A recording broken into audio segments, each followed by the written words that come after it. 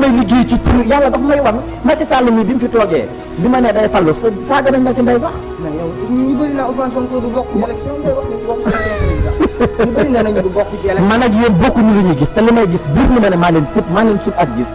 te tey nit ñi seetaan ñi ñëpp leen dugg ku ci weddi li may wax nga dugg ma seetal la wax la sa àdduna fi nga toll ak ci li ngay dox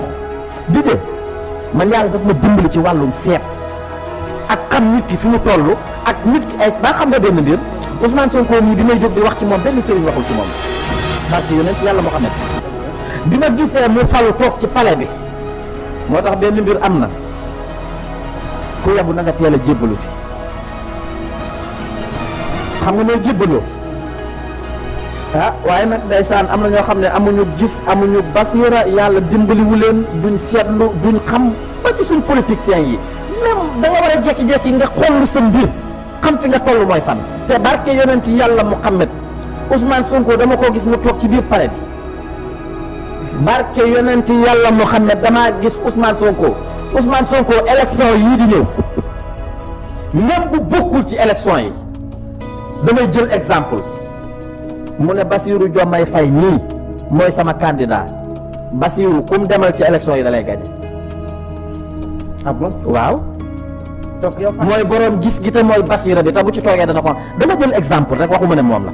patriote yi nga gis. non si moo taxoon damaa bëggoon Ousmane Sonko ñu sàkkanal ko. maanaam mu bañ a toog ren may benn xale ci gone yi mu toog 5 ans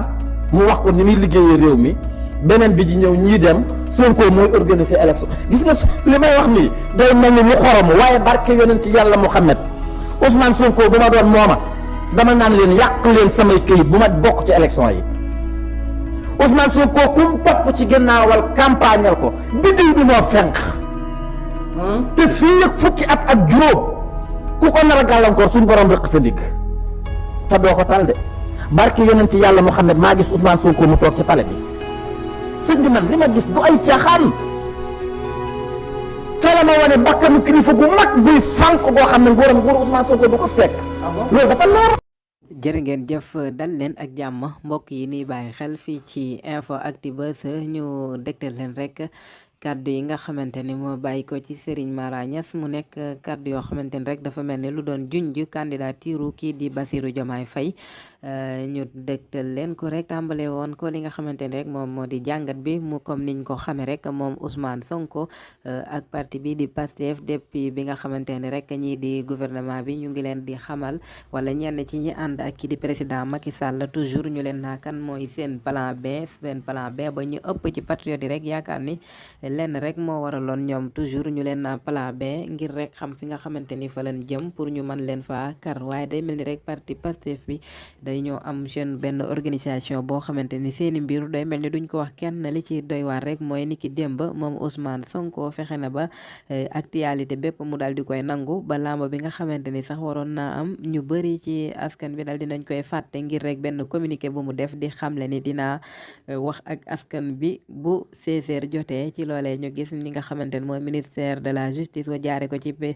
wala boog administration pénitentiaire jaare ko ci ministère de la justice génn benn communiqué di xamle ni koo xamante ni dañ laa tëj kaso mënoo def benn déclaration moo xam direct wala indirect moo xam texte boo bind wala kàddu yu yoo xamante ni rek da nga koo yóbbante mu nekk loo xamante ni jaaxaloon na lool ñu bëree bëri ci ñi nga xamante ni ñoo nekk ci réew mi ndax kat buñ fàttalikoo Ousmane Sonko bi tax ñuy wax ni ki keroog alxames déclaration bi nga xamante ni waa ñii di lakasu ñu ngi ko doon def moom kii di Ousmane Sonko yëkkati na ay kàddu jaare ko ci làmmiñu El Malick Ndiaye ñu xam le ni daal lan moo tax administration pénitentiaire boobee waxuñu ci dara waaye itam lu gën a doy waar mooy kii di Khalifa Sall jamono boo xamante ni moo ngi ci kaso bi bindoon na benn texte ay kàddu boo yoo xamante ni ay farandoom ñoom ñoo ko yëkkatil loolee ñuy xam le ndax loi bi dafay nekk duggul woon jamono boobee wala comme comme ni ko yenn sénégalais yi di waxee rek ne ak Ousmane Sonko toujours Sénégal nga gis loi bu bees wala ay loi yoo xamante ni kenn mosu koo dégg ñu koy gis ngir jëmmi ki nga xamante rek moom moo di Ousmane Sonko. ñenn ñi yaakaar ne lenn rek la mooy Ousmane Sonko lii di état du Sénégal daf ko ragal boo xamante ni toujours day waral seen ak cuune ngir rek ay jëf yoo xamante ni jëf yu immature la yoo xamante ni dañuy gis ñu koy def toujours ngir rek benn jëmma muy Ousmane Sonko ba waral sax ñuy xamle ni administration yenn patriote yi di tooñ ni moom Ousmane Sonko mooy liggéeyloo administration dimanche ndax kenn ko ne xam ne dimanche fii ci Sénégal bisu noppalu la waaye bu mbiri Ousmane Sonko dañuy gis toujours rek ñuy def seeni mbir ba liggéeyloo li nga xamante ni moom moo di administration bisu dimanche comme li nga xamante ni la ko yenn parti doon xamle. waaye itam moom Ousmane Sonko déclaration boobee dafa mel ni rek ginnaaw bi mu xamlee ni 4 heures la koy def ba ci 4 heures bi mujj nañ def seeni pexe ba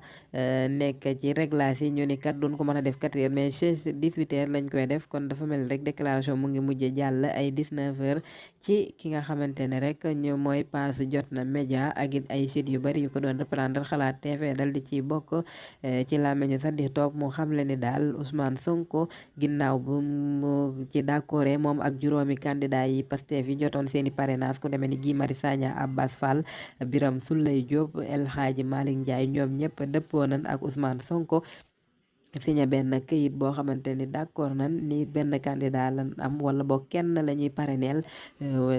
fas yéene ko tàmbali ni ki tey jii di altine yemoo ak le 20 novembre atum 2023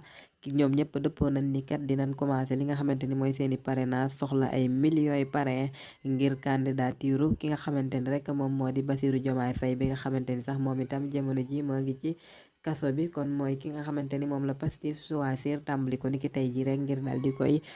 parrainel ci élection présidentielle yi ñuy xam leen daal moom la ñuy parrainel waaye tekkeegul ni mooy seen candidat ndax ba tey Ousmane Sonko mooy seen candidat tey yeneen parrain yi moo ngi fi muy parrainage li nga xamante mooy éli yi muy député yi ak it maire yi ak ñi nga xamante ñooy président conseil départemental yi waaye bu dee parrainage populaire muy askan bi loolee ñu ngi koy jëme ci ki nga xamante ni moom moo di Bassirou Diomaye Faye teewul ni ñoom am nañ ay député yoo xamante ni rek mën nañoo parrainel ba ñaari candidat kon teewul ñu ngi gëm ba tey ni rek kii di Ousmane Sonko moom mooy nekk candidat wu Pastef élection présidentielle yi ñu jëm te it day nekk président incha allah bu sukkandikoo ci li nga xamante ni ñoom xam leen ko muy waa Pastef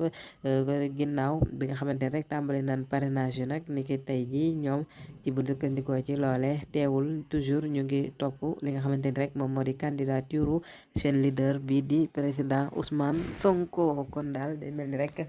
mu ngi noonee ñenn ñi ñu ngi commencé di wax plan B waaye day mel ni rek bu sukkandikoo ñoom ba tey bàyyiwun ñu ngi topp ci yoon li nga xamante ni rek moom moo di candidature kii di Ousmane Sonko ba xam lan la leen ci yoon di may wala lépp loo xamante ni yoon may na leen ko dinañ ko ci def waaye itam ngir yaakaar ni état bi ak ñi nga xamante ni ñoo leen fi nekkal duñ leen may benn yoon yombalal candidature kii di Ousmane Sonko loolee waral nañu tàmbali parrainage pour ki nga xamante ni rek moom moo di Bassirou Diomaye Faye jërë ngeen jëf mbokki InfoActu kon daal moom Mara Niass dafa mel ni junjoon na bu baax lii di candidature kii di Bassirou Diomaye Faye bay xam ne Ousmane Sonko kum tànn rek bu soobee yàlla kookee mooy ki nga xamante ni moom la yàlla di teg ci pale bi jërë ngeen jëf wéy leen di abonné te activé cloche de notification bi ngir rek bépp xibaar bi mën a jaayi ko fii ci InfoActu